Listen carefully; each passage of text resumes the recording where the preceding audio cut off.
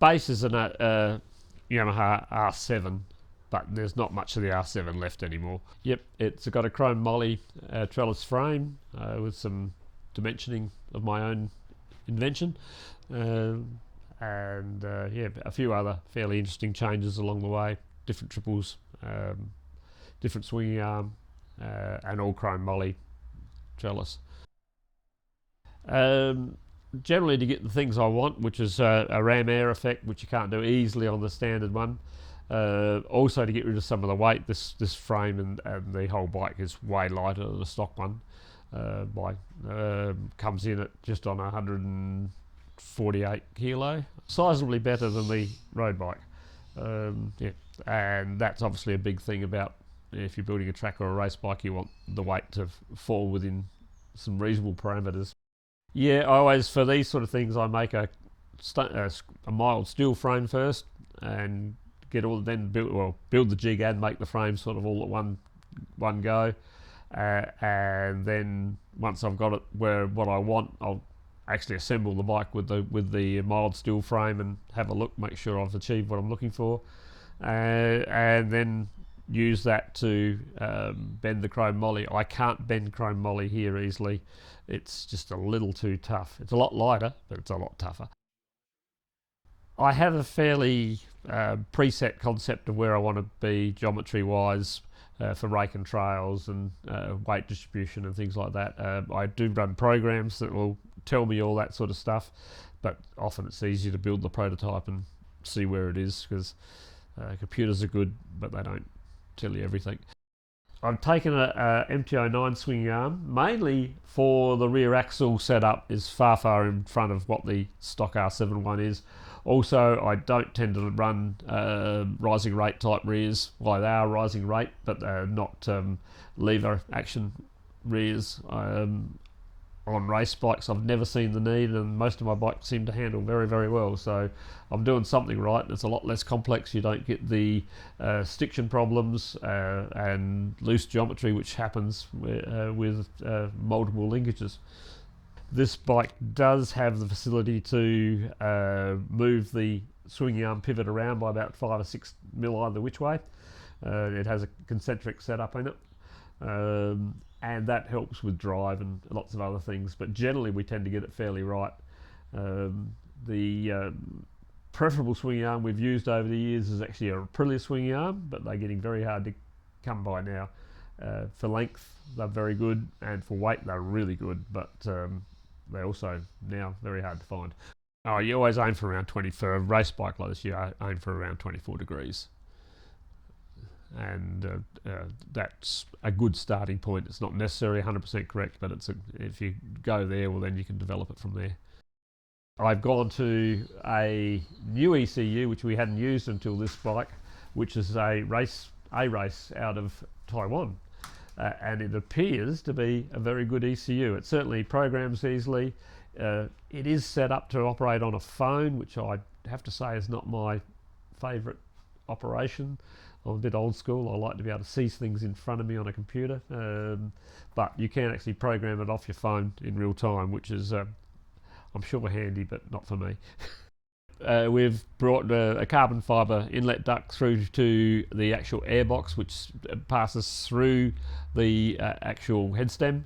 It goes into an air cleaner and then travels back into the actual airbox, which travels beneath the tank all the way to the throttle bodies.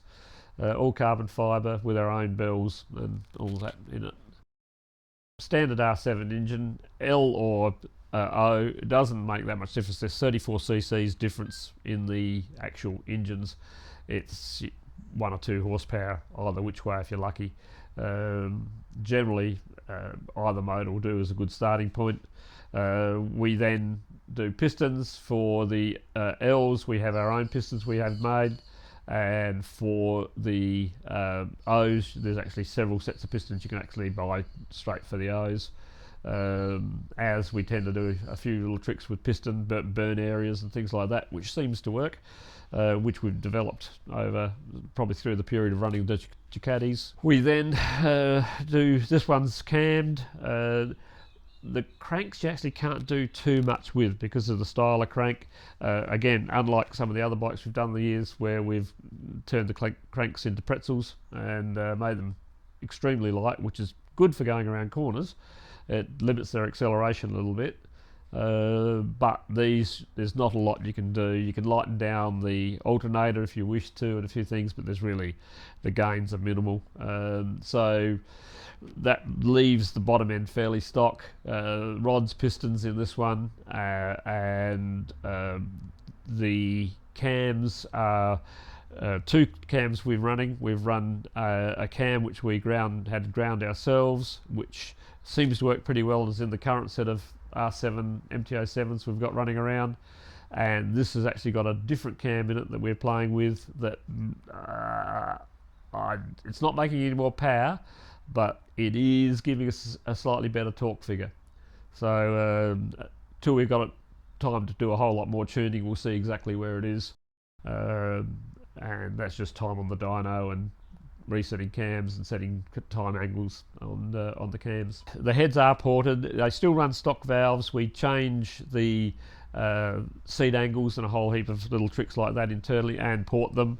We also upgrade the throttle bodies. We bore them and take them out to 42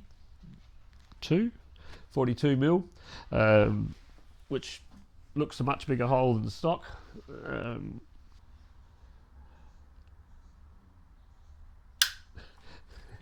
Yeah. And we also 3D print our own inlet manifolds, which are quite a bit shorter than stock, and made out of a rubbery substance, which is quite cute and is fine up to about 230 degrees. After that it turns to jelly.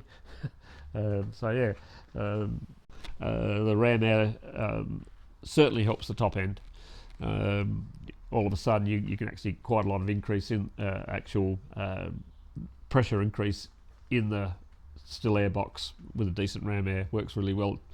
A lot of it's just getting it in the right place. A lot of them initially in the early days were too high or too wide on the bodywork, and all it actually did was suck air out of the air intake, which really didn't do a lot of good. Stock injectors will let you run to about 80 horsepower, and that's about where they stop. They are rated somewhere. I've seen a spec that says they're supposed to be 320 cc's per minute. We've tested them. We've ended up with about 260, 240 with the half a dozen we've tested, which technically gives you about 80 horsepower. There's some pretty fundamental sums that will tell you horsepower to how much fuel you can flow. So these are then upgraded. We now upgrade to a 380 cc injector, and we happily should be able to make 100 horsepower out of this motor. This one's pretty well off the shelf. Over the years I've made all my own, but getting older, don't like doing all the fiberglass in it anymore. We have modified the seat so it's a one piece and comes on and off easily, just because I don't want all the bits. But other than that, it's pretty stock. Yeah, not bad. This one is Wet For You. The first one we got out of that was not up to standard, but this one's been quite good. It's just, yeah, race fairings. The ones I do for myself don't weigh anything. They're very light. There's very little gel coat. Yeah, they're not meant to be robust. They're meant to be light.